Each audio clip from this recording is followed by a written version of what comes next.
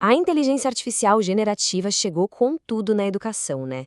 Mas a grande questão é, essa mudança toda é para melhor? A gente está vendo uma tensão enorme entre a promessa da IA de nos deixar mais produtivos e um medo muito real. O medo de que, ao depender tanto dela, a gente esteja, na verdade, esquecendo como se aprende. Então, o que os dados dizem sobre isso? Essa citação aqui da Sophie, uma estudante universitária, resume perfeitamente o que muita gente está sentindo.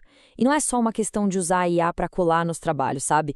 É algo bem mais profundo. É um questionamento sobre a nossa própria capacidade de pensar e de aprender de verdade por conta própria. Tá, mas e aí? Essa sensação que a Sophie descreveu é só um sentimento? Ou será que isso é algo que a gente consegue de fato medir lá dentro do cérebro? Pois é, e foi exatamente isso que uma galera do MIT quis descobrir. Eles fizeram um estudo com um nome bem sugestivo, Seu Cérebro no ChatGPT. A ideia era ver, em tempo real, o que acontece com a nossa atividade neural quando a gente usa ferramentas de IA para tarefas que exigem pensamento, como escrever uma redação.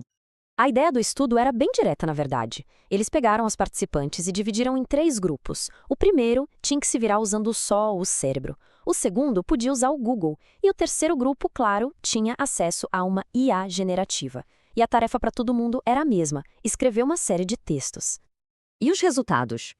Bom, para saber o que estava acontecendo na cabeça da galera, a equipe usou aqueles eletroencefalogramas, sabe, os EEGs, para mapear toda a comunicação neural enquanto o pessoal escrevia.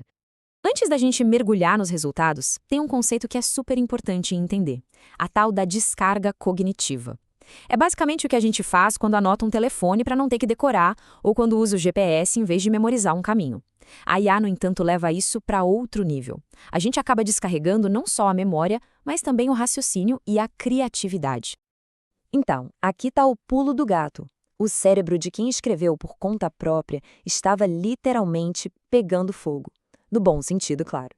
Tinha uma comunicação intensa, ampla, entre todas as redes neurais.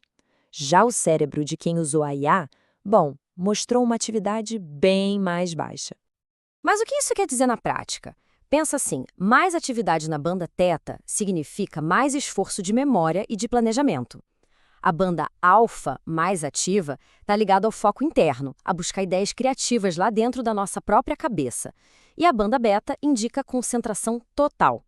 O grupo que usou a IA mostrou uma queda em todas essas áreas, ou seja, o cérebro estava terceirizando o trabalho pesado para a máquina. E olha que interessante, o impacto não foi só lá nos neurônios, não. Ele afetou diretamente a relação dos estudantes com o próprio trabalho. O estudo foi investigar algo mais subjetivo, mas talvez tão importante quanto o sentimento de autoria. E aqui a diferença é gritante. 100% do grupo que usou só o cérebro se sentiu o verdadeiro autor do trabalho. Esse número despencou para 67% no grupo da IA. Isso mostra uma desconexão psicológica real com o que foi produzido. E essa crise de autoria e de esforço não é sentida só pelos alunos. Escuta só o desabafo do escritor e professor Thomas Chatterton Williams. Ele mostra o desespero do lado de quem educa. Quer dizer, quando os trabalhos não refletem mais o pensamento do aluno, qual o sentido da avaliação? Ok, então o cenário é esse. A gente tem um risco cognitivo real.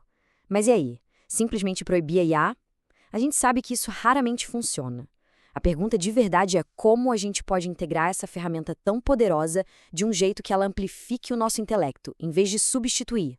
Como transformar essa ameaça em oportunidade? É para responder esse baita desafio que o autor Pierre Guilloux entra em cena. Ele propõe um plano de 7 pilares, que não é uma reação de pânico, não. É uma estratégia pensada, construtiva, para a gente adaptar a educação para essa nova realidade. Os 3 primeiros pilares são a base de tudo.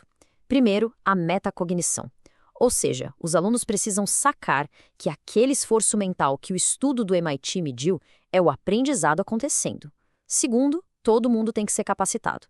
Professores e alunos precisam falar a mesma língua. E terceiro, regras claras. Sem isso, vira bagunça. Aí vem os próximos 3 pilares, que meio que viram a chave da pedagogia. O foco volta todo para aquilo que é puramente humano: pensamento crítico, capacidade de síntese. A avaliação também precisa mudar. Uma defesa oral de um trabalho, por exemplo, ganha um peso enorme porque ela testa a compreensão ali, na hora, ao vivo, algo que a IA não pode fazer pelo aluno. Mas o plano do Guillot não para por aí, em só adaptar o que já existe, não. O último pilar, ele propõe algo bem mais radical. Uma nova forma da gente pensar a criatividade e a própria expressão do conhecimento. Esse sétimo pilar é, na minha opinião, a parte mais visionária de todas. A ideia aqui é parar de só se defender da IA e começar a usá-la para expandir radicalmente o que a gente hoje entende como um trabalho acadêmico. E a ideia central é essa aqui. E olha, é importante dizer, essa é uma proposta original do próprio autor, o Pierre Guillot. A avaliação não fica mais só no conteúdo, na correção. Ela passa a olhar também a forma, a originalidade, a capacidade de comunicar uma ideia de um jeito inovador, usando a IA como uma parceira criativa, não como uma muleta. Pensa só nas possibilidades que isso abre. Em vez de um texto, quem sabe um documentário acadêmico com imagens geradas por IA. Ou podcasts educativos com roteiros feitos em colaboração com a máquina. Ou até instalações de realidade aumentada para explicar conceitos complexos.